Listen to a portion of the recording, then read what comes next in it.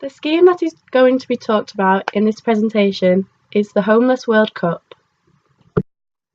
To begin this presentation, I will go through the running order. To begin, an introduction to the Homeless World Cup will be given. It will explain what it is and also give statistics. The next part of the running order is the aims and objectives. This is how the Homeless World Cup aims to be successful as a scheme. Then after that, the issue will be addressed and why the scheme works. After that, more statistics will be shown, and then on to how it is related to the global north and the global south divide. After that, the national partners will be identified and explored. Then it will go on to explain the Sustainable Development Goals and explore three themes. The first one, no poverty. The second, good health and well-being. And the third, volunteering. And finally, the last few sections will show how the Homeless World Cup is monitored and evaluated, showing both soft and hard outcomes. And to conclude, and then finally, references used throughout this presentation. So to begin, the Homeless World Cup is a scheme based in Edinburgh that provides homeless people with opportunities to take part in the annual world-class international football tournament, organised and delivered by the Homeless World Cup Foundation. It was co-founded by Mel Young and Harold Schmid in 2001. The organisation aims to end homelessness through football with 70 of the Foundation's national partner football programmes. The next slide is an image from the Homeless World Cup Foundation website.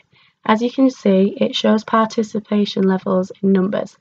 The scheme is carried across 52 weeks of the year, 450 locations, across 74 nations, involves 80,000 players, and also engages 2,821 volunteers.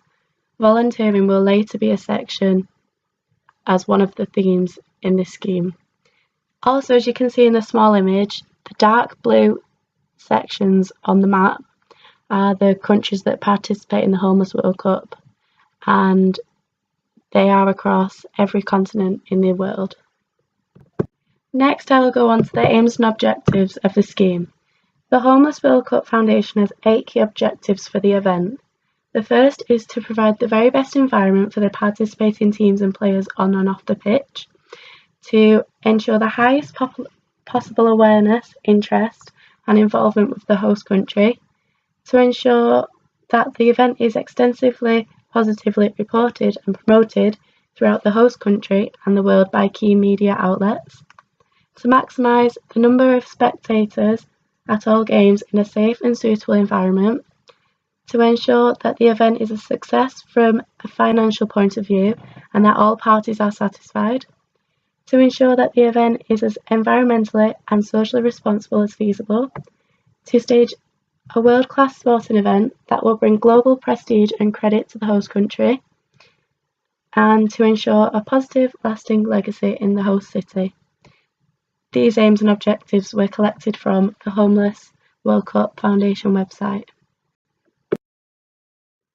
So, as the title of the scheme mentions, the issue is homelessness. There are 100 million homeless people around the world, and further 1 billion people lack adequate housing. So this shows how it's a global crisis and there's a clear need for immediate action to tackle homelessness, not only in the global south, but also in the global north. This will be expanded on later in the presentation. So why does the scheme work so well? Homelessness often results in isolation, hindering their ability to share, communicate and work as a team. Sport, focusing more specifically on football, engages these individuals to build relationships with teammates and learn to trust and share with each other, an important life skill. With their commitment to the team, these individuals have the duty to turn up to sessions and feel inspired together when participating in football. These factors are likely to make huge changes in homeless people's lives.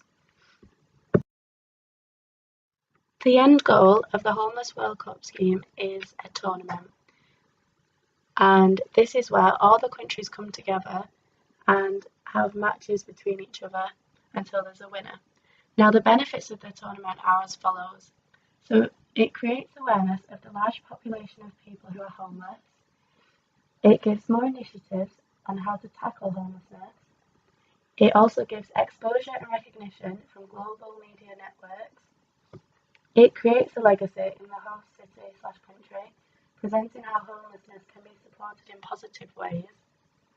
It also challenges the societal attitude to homeless people, getting rid of the negative views, and also generates a significant social return on investment. When the World Cup was hosted in Glasgow in 2016, it created £364 million in social capital through its national partners. To show how successful the Homeless World Cup tournaments have been, it's important to look at the statistics. Each year, the network of street football partners select more than 500 players to compete in the annual Homeless World Cup tournament. Of those participants, the following statistics have been shown. 83% found that they had improved social relations with family and friends. 77% found that the Homeless World Cup changed their lives significantly because of their involvement and commitment to football. 71% continued to play the sport, but also not only were the participants interviewed, a survey was also conducted with spectators at the Glasgow 2016 Homeless World Cup. They found that 83% now have a more positive attitude towards homeless people as a result of attending the event. 86% felt the event made them more aware of the issue of homelessness. 93% agreed that the event helped raise the profile of homelessness, and 96% agreed that football is a good way to bring people together. So those statistics have shown how successful the outcome of the Homeless World Cup has been on not only the individuals affected by the issue, but also people who see the issue. The next theoretical aspect of this presentation is looking at what the Global North and the Global South is. This is the concept of a gap between the Global North and the Global South in terms of development and wealth. Highlighted in blue is the Global North. Here, individuals have a higher standard of living, are richer, and work in service and tertiary industries like IT and banking. In the red highlighted areas is the Global South. Here, individuals are poorer and have a lower standard of living, and they also work within primary industries such as mining and fishing. The next slide shows how the Homeless World Cup and the Global North-South divide are related. The Homeless World Cup works with national partners in both the North and South divide, including England and India. As homelessness is a global problem, this is a beneficial scheme as it tackles the issue both in the North and South divide. The eligibility to take part in the tournament is very systematic, so applies to all countries, not exclusively the South divide, like a lot of other schemes do.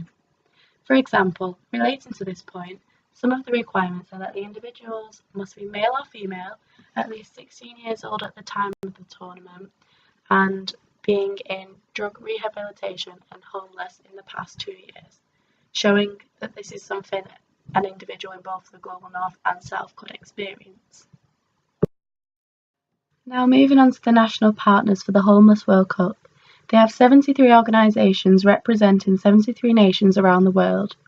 Their national partners deliver year-round street football programmes and select the players who will represent their country at the Homeless World Cup tournament.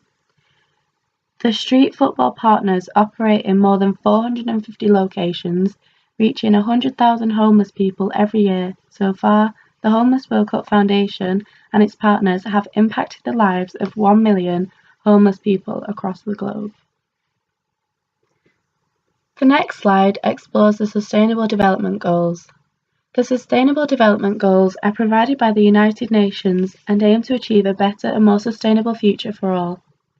They address the global challenges we face, including those relating to poverty, inequality, climate, environmental degradation, prosperity, and peace and justice. The goals interconnect in order to leave nobody behind. It is important that we achieve each goal and target by 2030. As you can see, the image shows the 17 Sustainable Development Goals, and 2 of these will be talked about in the next 2 slides. The first theme of this scheme is the Social Development Goal, No Poverty. One of the indicators of poverty is that a proportion of population living below the national poverty line by sex and age. Poverty is one of the social causes that is linked to homelessness, so tackling poverty can potentially decrease the level of homelessness across the globe. One of the Social Development Goals for No Poverty is that by 2030, ensure that all men and women have equal rights to economic resources, basic services, ownership of property, inheritance, natural resources, appropriate new technology and financial services, including microfinance. The next theme that is going to be addressed is the Social Development Goal, Good Health and Wellbeing.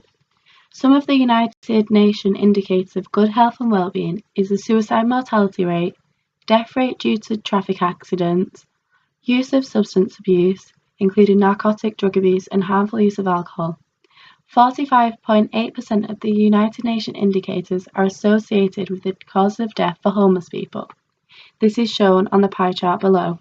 For example, 1.2% causes of death for homeless people is traffic accidents, 8.5% is suicide, 21.7% is due to drugs, and 14.4% is due to alcohol.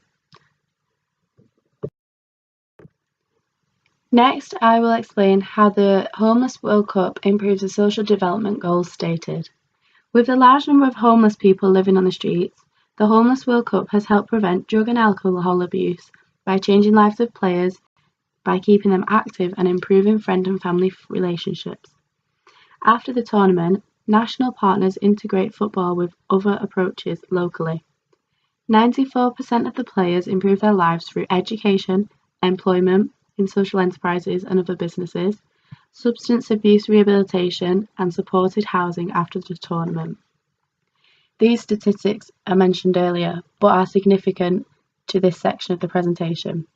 For example, 94% say the Homeless World Cup positively impacted their lives, 83% claimed that it improved social relations with family and friends, 77% said it changed their lives significantly because of their involvement in football, and 71% continued to play in the sport. This has shown how the scheme has helped improve the social development goals. The next theme I've decided to focus on is volunteering. This is because the Homeless World Cup heavily relies on volunteering for the tournament to be carried out effectively. Volunteering can be described as a way to engage people in their local communities and to improve social capital with potential public health benefits, such as improving well-being and decreasing health inequalities. This is also linked to the social development goals I've just discussed. So one way volunteers are engaged in the programme is through an international referee programme. This is where groups of international volunteers take part in the programme, where they carry out a theory and practical course to learn how to referee at competitions, more specifically the Homeless World Cup. The course is also aimed at former players of the Homeless World Cup. At the end of the course, students are handed their official Homeless World Cup International Refereeing Programme certificates. In the 2017 tournament, Mexican volunteer Eduardo Sebastian Alracon Hernandez spoke 23 languages, so played a vital part on the pitch as a trained referee from this course, again showing how successful it was. As I've presented ideas as to how the Homeless World Cup works and its success, it's important to note how it's monitored and evaluated by running the programme effectively. Funds and donations from the government and organisations have been distributed appropriately across the countries and fairly given. With the statistics, it showed how lives have been improved, and also looking at hard outcomes of monitor and evaluation. A hard outcome is easy to fix, define and measure. So in this case, the Homeless World Cup has identified an issue, how to tackle it, and the measures they're going to take to resolve the problem. This is through the tournaments they carry out. And then looking at soft outcomes, this is when you look at the changes in behaviour or confidence. So as mentioned earlier, the statistics show that individuals have increased confidence, have changed their lives, and made differences to their lives.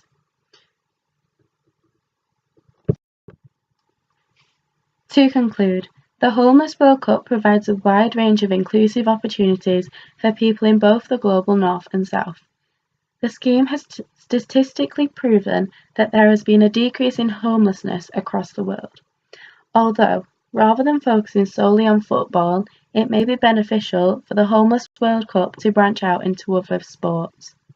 As well as this, the information on the website doesn't actually show and explain the age or gender of individuals who have been affected by the programme, so it's difficult to make generalisations of the scheme. But overall, it is a very useful scheme. And finally, here are the references I've used throughout the presentation. Thank you.